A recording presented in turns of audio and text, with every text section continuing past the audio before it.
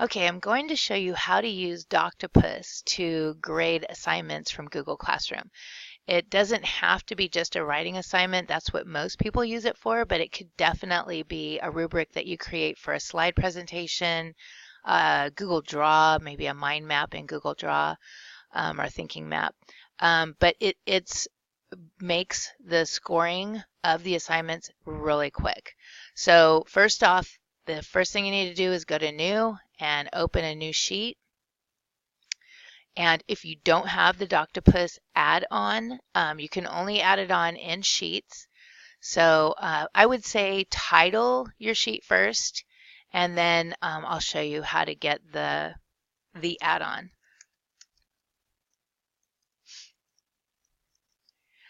When you title it exactly the title that it has in Google Classroom. That way it's easier to find. So you want to go up here to add-ons. And if you don't have Doctopus already, you want to go to Get Add-ons. And then in the search on the right, you just type Doctopus.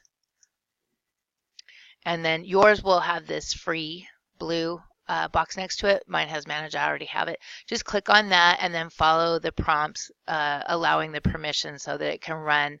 It's going to ask you to be able to manage files in your Google Drive. It's just so that it can manage the file when it's pulling the assignments and attaching the Goobric, which we'll do next. So once you have the add-on, go into add-ons and go over to Doctopus and launch. Sometimes this can take a couple minutes, so just be patient. It just depends on the connectivity. So here it is. You want to select the mode. You want to ingest it from Google Classroom. We used to have to do a couple other steps before the merging of the two. So now if you were just to distribute an assignment, that's a whole different video, and I'd probably have to come out and kind of show you it because it's a few more steps. So I totally suggest that you put the assignment in your Google Classroom. It makes it much easier. So we're going to ingest it from Google Classroom. And then we're going to select which class we want to ingest it from. And then we're going to select the assignment.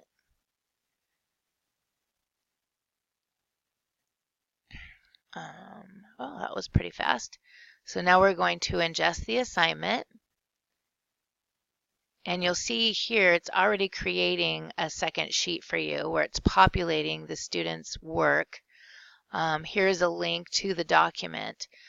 This is just a link to get to their document.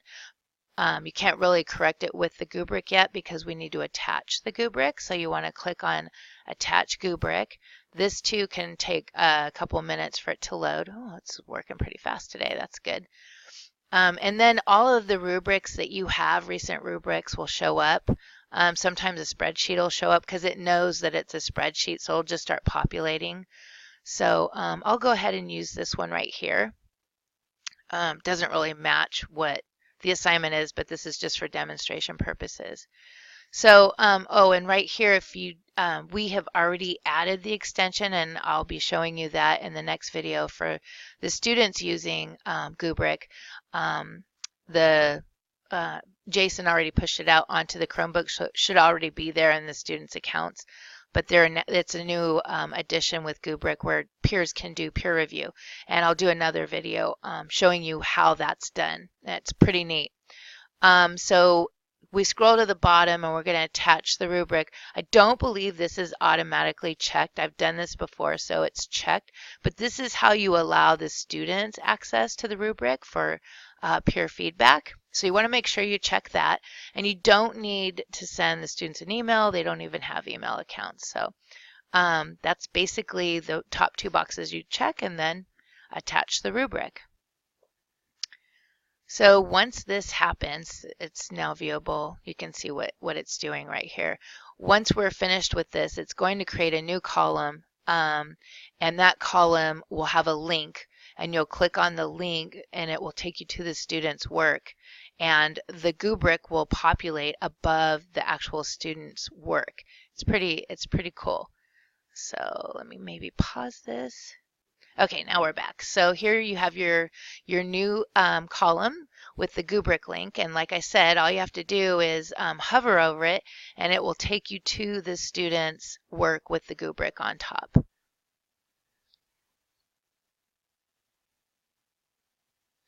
And so here's your Goobric on the top, the one that we attached. Okay, this is a handlebar right here. You can pull it down so you can see more of the description for each category. So we have 3 categories: organization purpose, evidence and elaboration, and conventions. Now conventions is a little different. It's scored 2, 1, 0, and not sufficient. So make sure that you understand this is not a 3. When I created the Goobric, there's no way to do away with this since it's already there for evidence, elaboration, and organization and purpose. So I just kind of made this explanation here and then numbered it right here. So let's go back to organization and purpose. We can pull up John Doe's essay and read over it. Now you can see I've already scored this with Goobric in a previous demonstration. This is what it looks like once you score it and the student opens it. They can see how they did. They can see where they, let's say they got a 0, what they need to do to get a 1 or a 2. But let's go ahead and score this one. So if I were looking at this for the first time and I'm in organization and purpose and I decided it's a 4, I simply click on the 4. Then I go up here to the tab for evidence and elaboration and I click on 3. And then I go to the conventions tab and let's say I give that a 2. I then have to submit it so that the student gets the rubric posted at the bottom of their essay so they can actually see the feedback. But I can also give comments to the student. So I can write comments, let's see, your attention to detail was spot on. Please add a little more to your, okay, can't type, conclusion.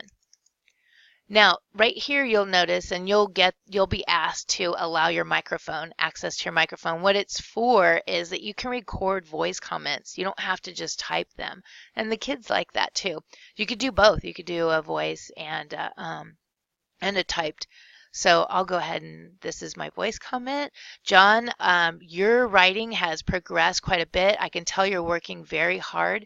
You must be doing a lot of editing and revising because your final draft shows a lot of effort. Thank you for working so hard. And then I stop the recording. And it's converting it to an MP3, which will be at the bottom of the essay. The students will also get in their Google Drive in their shared folder a little icon with a speaker in addition to it being in their document, and they can click on that and listen to it. So right here I can add it to their drive.